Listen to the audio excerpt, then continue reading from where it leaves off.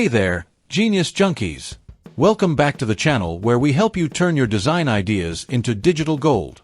Today, I'm going to show you how to use Canva's Content Planner to streamline your social media strategy.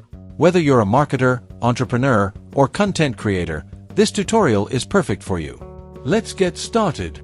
First things first, log in to your Canva account. If you don't have one yet, head over to canva.com and sign up for free.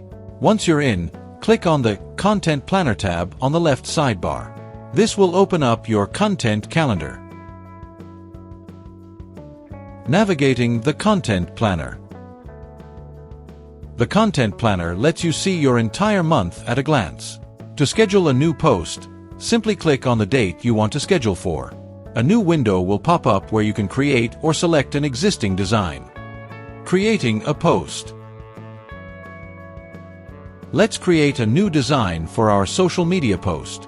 Click on Create a Design and choose the template size that matches your platform. Canva offers templates for Instagram, Facebook, Twitter, and more. Customize your design with text, images, and elements to fit your brand. Scheduling a post. Once your design is ready, click on the Schedule button in the top right corner. Select the social media platform you want to post to, add your caption, hashtags, and any other details. Set the date and time for your post, and click Schedule to finalize. Managing the content calendar. Your post is now scheduled and will appear in your content planner.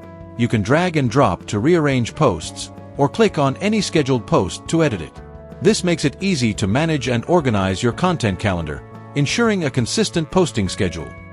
Tips for consistent posting. Here are a few tips to keep in mind.